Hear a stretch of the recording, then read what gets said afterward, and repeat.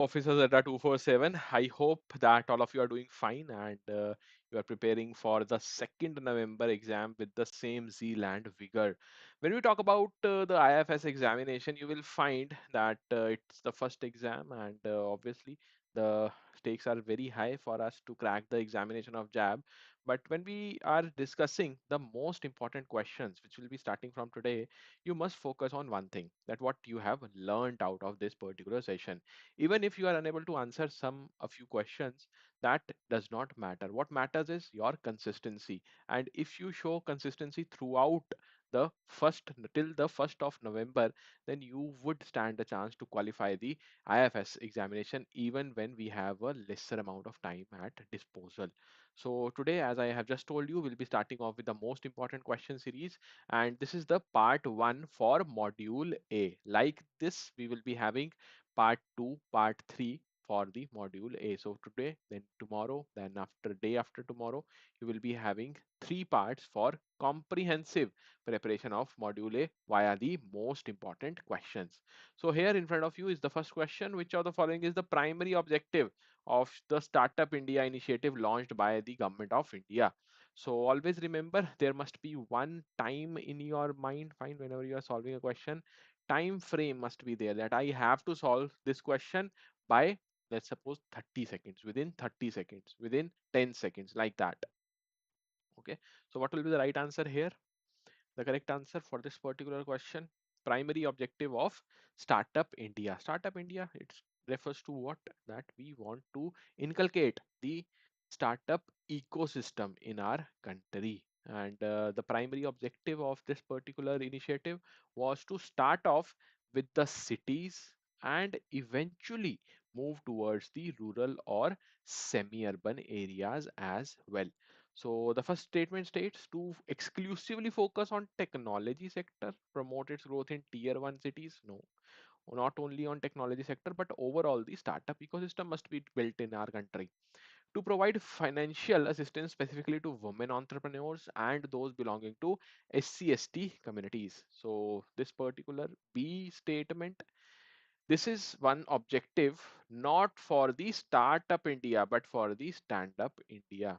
Okay, so from these questions, you will also come to know some additional information. You will be knowing more information from these options as well. So be very, very alert while attending the questions in this session. To foster innovation, promote long-term economic growth, and create large-scale employment opportunities across various sectors and cities. So till now, A, B, C, C is the most appropriate option till now. But when you talk about option D, to primarily streamline the process of establishing large-scale manufacturing units in rural areas. Okay, so not only in rural areas, but pan India, starting off with the cities, then we'll be moving on to the rural regions. So the correct answer will be option C, that is to foster innovation, promote long-term economic growth, create large-scale employment opportunities across various sectors and the cities.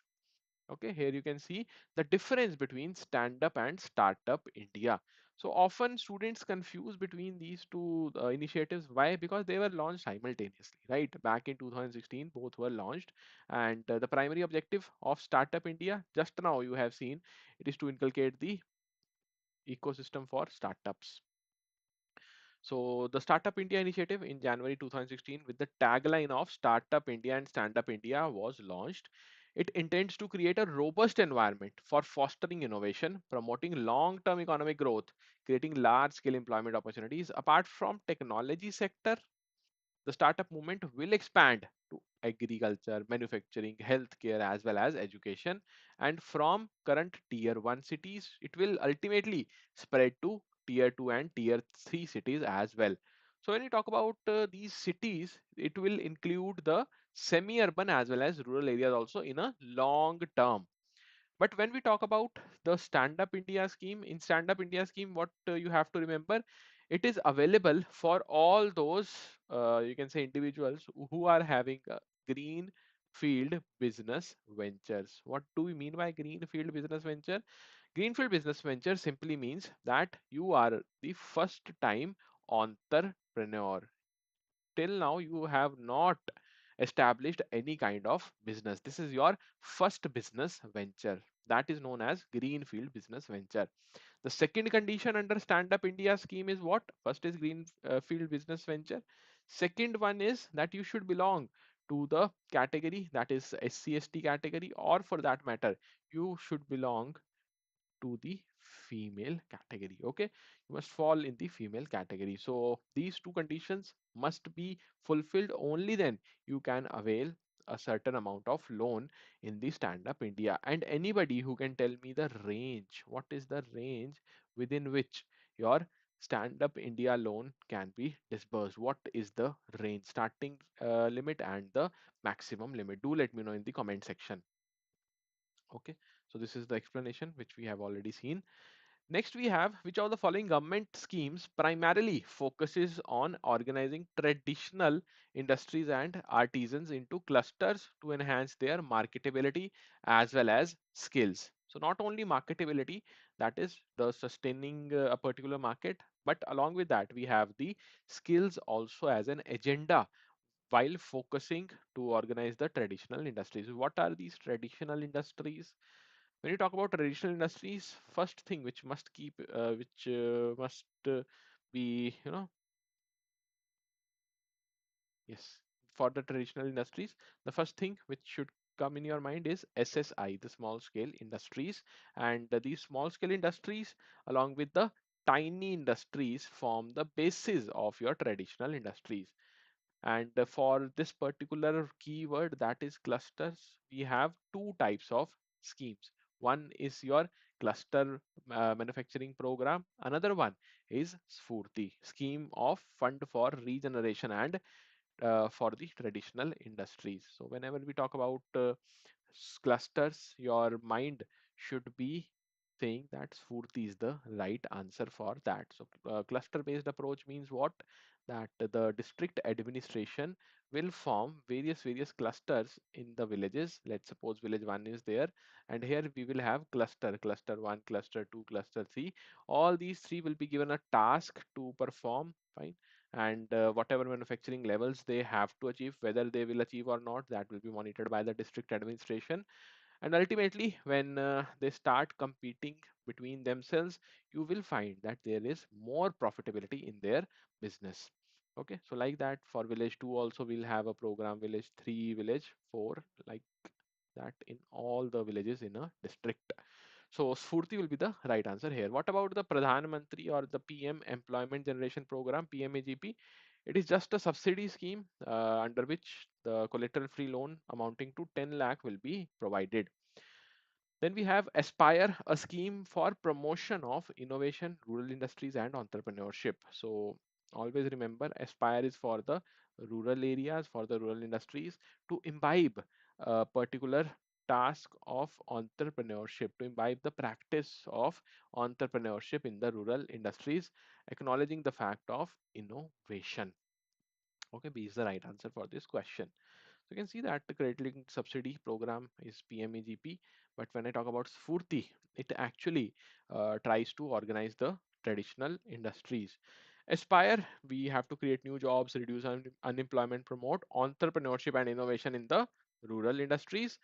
The NMCP, when you talk about NMCP, the last option, that is National Manufacturing Competitiveness Program, it focuses on developing the global competitiveness among the Indian MSMEs. So dedicatedly for Indian MSMEs, we have a program known as NMCP by improving their processes, designs, technology, and market access as well.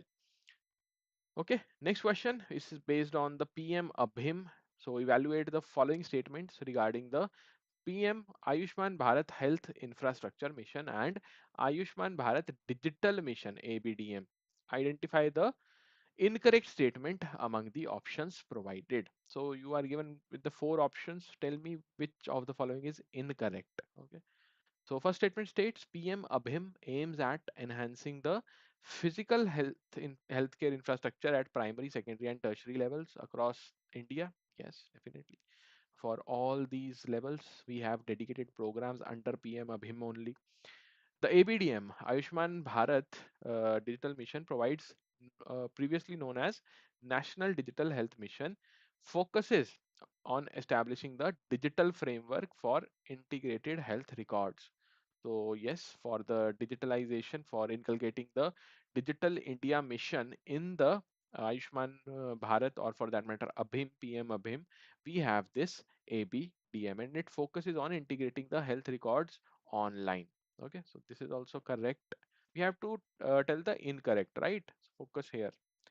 The financial outlay of approximately rupees 64,180 crores for PM Abhim is intended to be utilized within a single fiscal year 2021-22. So yes, definitely this is again provided. The 64,180 crore, it was provided under the PM Abhim. But when we talk about the utilization, whether it should be done away with single financial year, answer is no. It was there for the upcoming 5 years. So yes, this is the incorrect statement. The last statement, PM Abhim intends to strengthen existing national health institutions and establish new ones to address the emerging illness. Yes, this is also correct. Okay, so the right answer for this question will be option C, because you have to tell me the incorrect statement. Okay, incorrect statement is option C. Fine. So here you can see that over a period of next 5 years, you have to utilize the funds, that is 64,180 crores. Next question based on Niti Aayog. Before answering this question, do let me know the full form of Niti Aayog. In every session, wherever we have a question or discussion around Niti Aayog, I tend to ask students about the full form of Niti, because to my surprise, the full form was asked in May 2025. So what is the full form of Niti Aayog? Do let me know in the chat section. Based on the organizational structure of Niti Aayog, which of the following statements accurately describes the composition and nomination process of its key members? Okay, so not only the composition but the nomination process also. So Niti Aayog comprises of the chairperson, that is the Prime Minister. Then it has the CEO, vice chairperson, and under CEO we have three offices also. So you have to tell which of the following statements are correct. The vice chairperson and the CEO, the chief executive officer, are both directly elected by the governing council to ensure democratic representation. The vice chairperson, if it is elected by the governing council, that who, then what will the chairperson do? Okay. The governing council, comprising chief ministers and the LGs, has the authority to nominate part-time and ex officio members of Niti Aayog. Whether we have this type of setup in Niti Aayog or not, governing council is having the authority to nominate the part-time and ex officio members. Full-time members are appointed based on their domain expertise and serve at the discretion of vice chairperson. So definitely they are appointed based on their domain expertise, but whether they serve till the discretion of vice chairperson is there or not. While Prime Minister is the ex officio chairperson, the nomination of VC and the CEO rests with the Prime Minister. So exactly D is the right answer here. The Prime Minister basically appoints or nominates the Vice Chairperson as well as the CEO. Okay, so these are the various you can say organization structure where we have the Niti Aayog's composition. So starting off with the chairperson, we have chairperson as prime minister as the chairperson, vice chairperson again nominated by the PM, and chief executive officer is also nominated by PM. Under the CEO office, you have full-time member, part-time member, and ex officio members.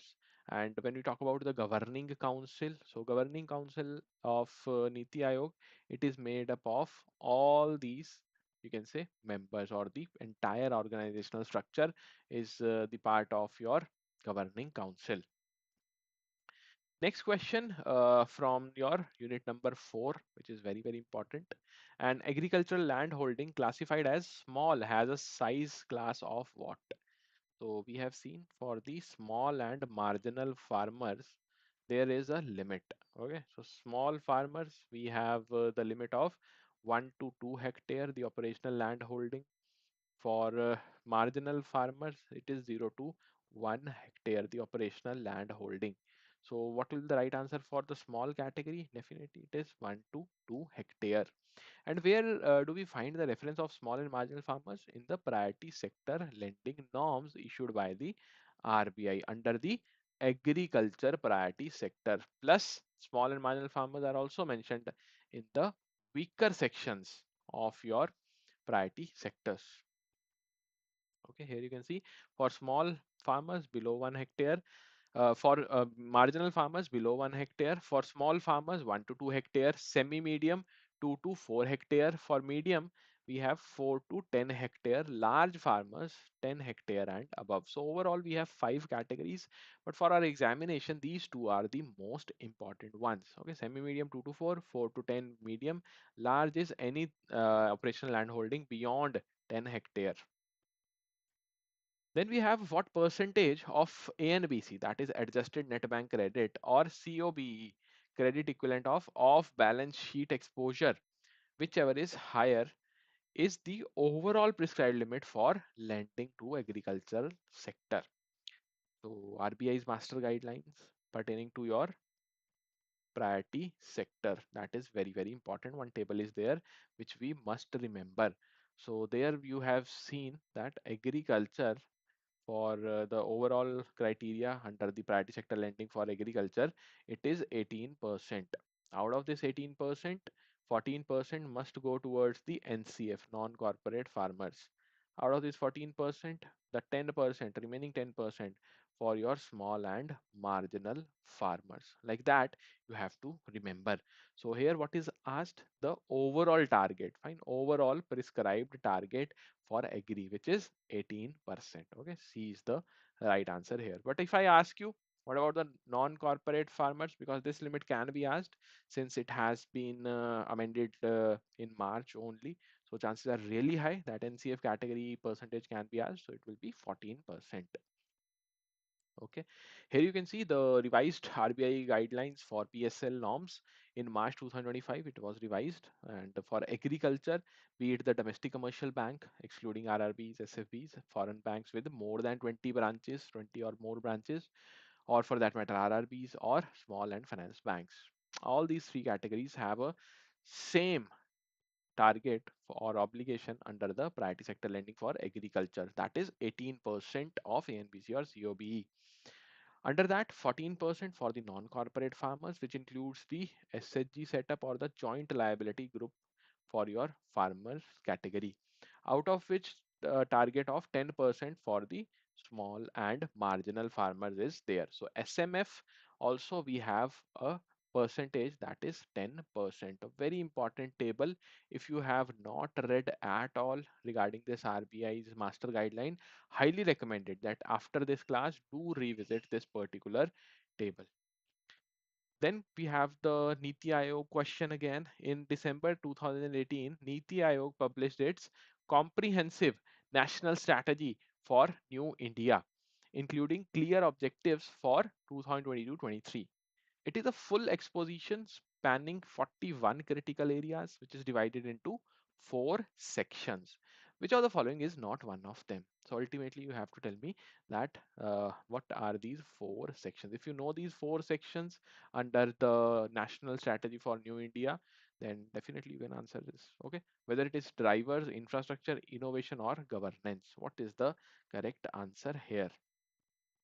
So the correct answer for this question will be option C. Innovation is not there. Although when we study this particular report, we say that 4 sections are abbreviated as DIIG. D for drivers, I for infrastructure, and G is indeed for governance. But what about this I? The I in between. It is for inclusion, not for your innovation.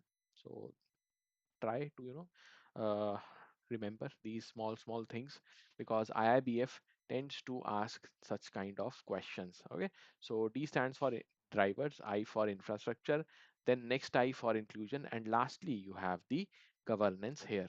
Okay, so in total you have 41 critical areas, but we need not to remember these 41 critical areas, only the 4 sections of this Niti Aayog's national strategy for New India is important. Fine. Next, this question is based again on Niti Aayog because this particular topic, Niti Aayog, is a favorite of IIBF. Okay, so let's try to answer this question as well. Niti Aayog is a policy think tank of the Government of India established on 1st January 2016, replacing the Planning Commission. Yes, it is correct. Since 2015, we have this particular Niti Aayog, but here it is written 2016. Okay, so let's not jump onto the conclusion yet. Okay, let me just erase. Yes. So in 2015, we have seen the Niti Aayog has been established. Since 2015, it is operational. The Niti Aayog, the creation of Niti Aayog is focused on two hubs, that is Team India and Knowledge and Innovation Hub. That is absolutely correct. The Team India hub includes the states also, the states' involvement. It talks about the states' involvement in the planning process. Knowledge Innovation Hub is the ultimate policy think tank of the Niti Aayog. So yes, second is right. Knowledge and Innovation Hub coordinates states' involvement with central government. The Team India Hub is for the states involvement. So again, this is wrong. Third statement is absolutely wrong. Niti Aayog is chaired by the Prime Minister. Yes, this is correct. The governing council of Niti Aayog is made up of chairperson, ex officio members of Niti Aayog, vice chairperson, full members, full-time members, chief minister of states, the LGs of Andaman and Nicobar Island, and some special invitees as well. So yes, this is again correct. Correct answer is option C. Fine. So C is the correct answer here. Okay, you can see that it started its operation from 1st January 2015. So don't do the same mistake which I committed, not reading the question properly. Okay, 2016 is incorrect. It is the correct answer will be 2015. Fine. So thank you everybody for attending the class. This was it for today's session. I hope that you have learned something new today. If you have any kind of feedback, feel free to give that in the comment section. And many students were asking about the crash course. So yes, the crash course is ongoing. We are already conducting classes in the crash course. If you want to join the course, then you can directly contact us on the number 0981 981 9247. All the best for your preparation.